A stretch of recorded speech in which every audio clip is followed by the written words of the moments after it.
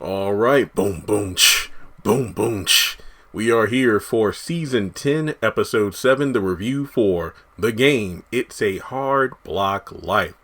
And that's really the main format of this episode. It's called Hard Blocks. It's like a sports documentary channel, or at least a documentary series. And this episode, to me, at first I'm like, wait a minute, is this a clip show when we're only 6 episodes into the season? But it's done in such a way that I didn't mind it. I mean, typically clip shows can be seen as lazy episodes where we're rehashing things we already know and they're doing, flashbacks. But like I said, the fact that this episode was shot in a documentary style, I never really watched The Office, but the few episodes I did watch, I'm like, imagine The Office, but it's black.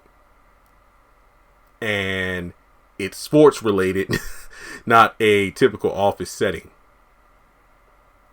Yeah, I mean, I liked it. I really liked it. 8 out of 10. I thought this was a very decent episode, especially with the twist at the end of the episode. I was like, holy crap. But yeah, this episode, I didn't even really need to take notes. I think the main focus was the fact that the team is getting closer and closer to the first round of cuts, and the question is, does Jameson have what it takes to make it?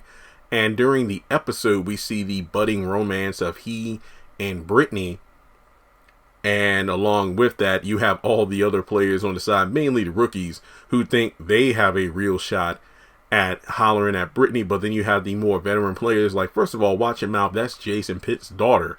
And Malik, things are getting worse for him when he sees Caleb, and it actually gets filmed when he's talking to himself. Now, there are moments in the episode I was laughing my ass off, but at the same time, you realize that people in situations like this, high stress, pressure, everybody has different coping mechanisms. Like the one player who had the Cindy, the emotional doll that apparently is in a wheelchair. No questions asked about that. But it was all about sensitivity training. Everybody has their own way of coping. Jameson wants to keep that low profile, but the thing is, the more he stays, hidden away, the more hatred he gets. Well, basically, the protesters, the hatred, the online slander, that's all still going to happen, regardless as to whether or not he keeps a low profile or not. So the question is he going to step into the light to confront it and address it, or just, hope he makes the cut, makes it on the team, and deals with the hatred as it comes? And Brittany tries to help him out with that. In regards to setting up a social media account, basically changing the narrative. People see who he is, not who he was in the past. And sadly, there was a moment where some of the teammates were having like a golf cart race in the parking lot, and Malik and Jameson were in one, and a bunch of protesters hurled some debris at them, and as a result, it led to Malik crashing, damaging 2 or 3 golf carts and hurting a few players. But Tasha was telling Brittany to get Jameson to do an interview on Hard Blocks in order to address all this. Now, sadly, this is where they kind of fumble their relationship, if you will, where Brittany asked him to trust her. Basically, hey, Jameson, trust me, we need to confront this. Just because you don't want to address it doesn't mean it's not going to go away. So towards the end of the episode, he has to sit down with the interviewer, and things are going well. Like, she gave him a lot of great tips on how to address certain questions, and, stick to the questions, don't avoid anything, but at the same time, stick to the talking points. That's the most important part.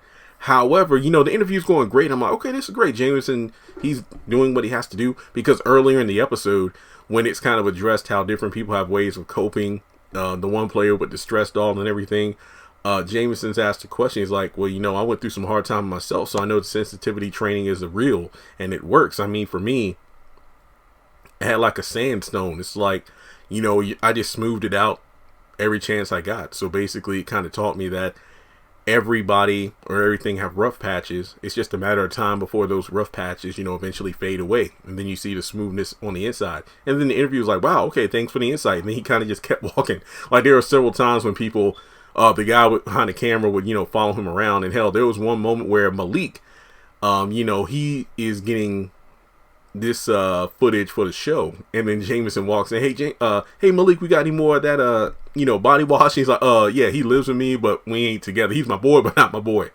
So on the Malik side, he is getting his first sneaker deal, and apparently the sneakers are just god awful. So it's funny because when the shoe was unveiled, everybody's like speechless, like, ooh, oh. But then Malik is just eating it up. So as he rocks the sneakers to the locker room, everybody dogs him out for it. As the episode progresses, everybody has something to say. And towards the end of the episode, his mom swoops in, Tasha Mack, and gets one of his favorite rappers, aka the rapper who inspired him to rap, to wear a pair of the sneakers to a release party for the sneakers, and as a result, everybody's buying them. Now, Tasha Mack saved the day, which leads to the cliffhanger ending where her assistant, who got fired in the first episode for sleeping with Malik, basically, Tasha's assistants can't mess around with the clients, especially her son, which makes me believe that if Brittany ends up messing around with Jameson, then she might lose her job. Hopefully that's not the case, but basically, when it comes down to it, the assistant revealed that she knew about the tweet, but it was her son Malik, Tasha's son Malik, who leaked it, who gave her the intel. Now, this could possibly mean this is where Derwin got the intel as well, because I don't think Derwin told Malik. I don't think Malik told Derwin about the tweet, but it's possible that Malik told the former assistant, and then the assistant told Derwin, and then Derwin brought it up during the interview in the last episode.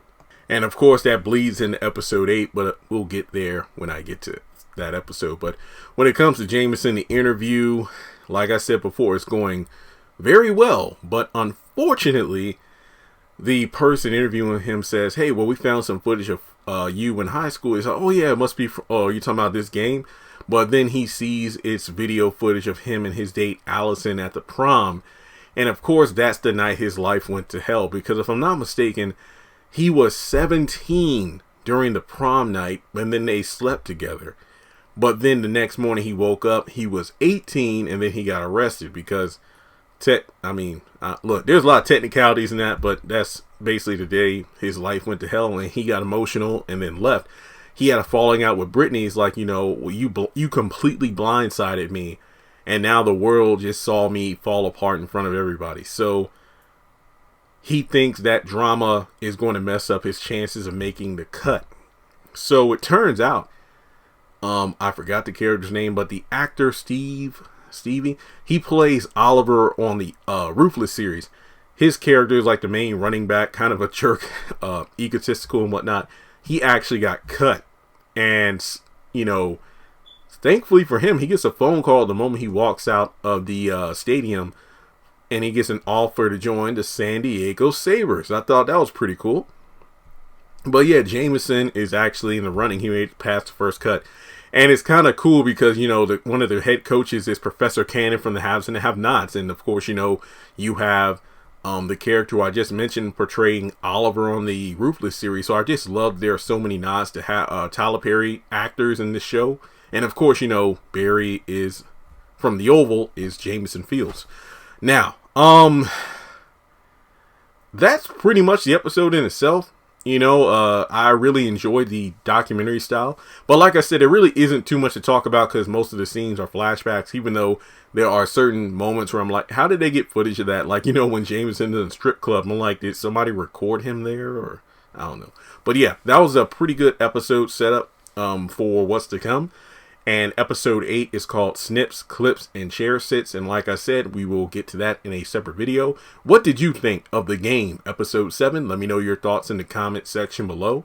And yeah, like and subscribe. And if you want to donate to the channel, feel free to do so on PayPal or Cash App.